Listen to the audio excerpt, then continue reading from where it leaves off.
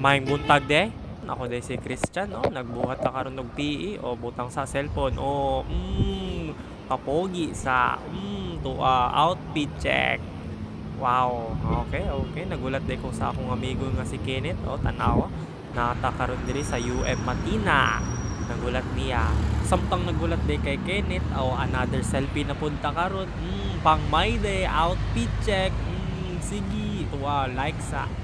Samtang nag-video ko, tuwa, nahug ng cellphone, nigara man. Nya, niabot na akong amigo nga si Kenneth. Nya, nilakaw na mi padulong sa Ladislawa Basketball Gym. O, ara, nagbiyahe na. Ug nakaabot na mi sa Ladislawa Basketball Gym. But before guys, pag-warm up sa mo before mo mag-exercise.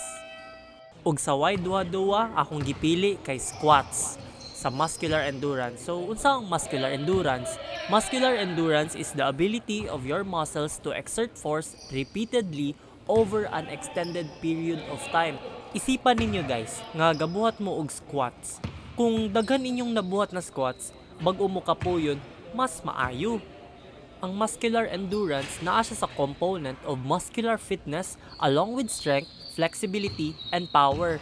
Muscular endurance is important sa mga athletic activities gaya ng dagan-dagan, mag-swimming, mag-alsag bugat. Okay, okay. Game time guys. Game time. Okay. 1v1 mi karon sa akong amigo nga si Kenneth pero napamanggoy nag-shoot-shoot. So, shoot-shoot na lang sad mi. Pero unahon bitaw na ako akong PE basin mabagsak ko. So kani diri na health component sagol ang duha ka buok which is muscular strength and cardiovascular endurance. So unahon nako ang muscular strength. Muscular strength in simple terms is the maximum force of your muscles can produce in a single effort. It's all about how much you can lift, push, pull or exert force in one go.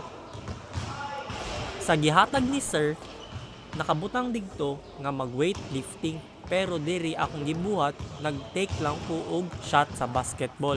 Hawa-hawa, dribble, uy, anan, uy, sige rag dribble, pakitag Milo, uy, dribble, tuyok, shot, wow. Ang muscular strength di ay guys, kay siya ang pinaka-critical component sa fitness ug siya ang often gina-measure during weightlifting. Oh, okay. Ako ang bola. Okay. Sige, gi-drive lang. Easy left hand layup. Murag gipagpag lang depensa. Sunod na ko explain kay ang cardiovascular endurance. Kani siya ay measure of how well you can do exercises that involve your whole body at moderate to high intensity for an extended time. It is also known as aerobic fitness and isa po siya sa pinaka-crucial nga component of physical health. Isa ka gwapong example kay running a marathon or climbing a mountain without getting winded. Kana ang cardiovascular endurance in action. Sa akong exercise na gipakita diri, dili lang jogging akong gipakita. Jogging na naga-shoot pa og basketball. So, kana isa pud ni sa cardiovascular endurance. Since 3 minutes man ang minimum na requirements para sa atong cardiovascular endurance, magtanaw sa ta sa atong mga highlights. Okay. Nag-dribble sa tubangan. Pull up.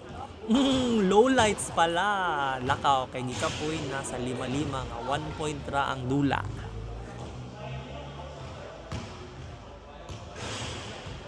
Saya bola guys kay nag-turnover man ko. Sige, okay, dribble. Sige, unsa kaya buhaton niya? Nag-shoot ra. Rebound nako. Sige, gawasa kay gawasay man daw. Okay, pakadul sa kamera para pasikat. Dribble. Curry di ay pildi ganina. Wow. Shoot di ay goy anako oy. Baka Stephen Curryan or di kaya Curry Chicken. Okay, ako a bola. Tira ditso.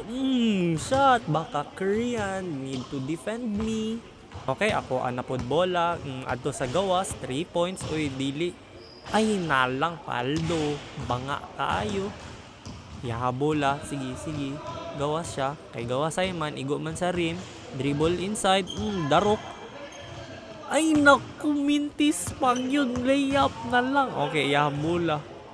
Ay nagkaalitan di ay kay anak ko nga travel kay wala man di nagbanda og naigo sa ring. Ay naku, ako daw bola, sige pagbigyan. Oh, ako bola, dribble gadget, tira dayon. Why mintis, baka Stephen Christian Levy Landa yan. Sorry day kung naputol paspas ang video sa akong mga lowlights kay napa ko i-explain isa, which is ang flexibility. So unsa ang flexibility?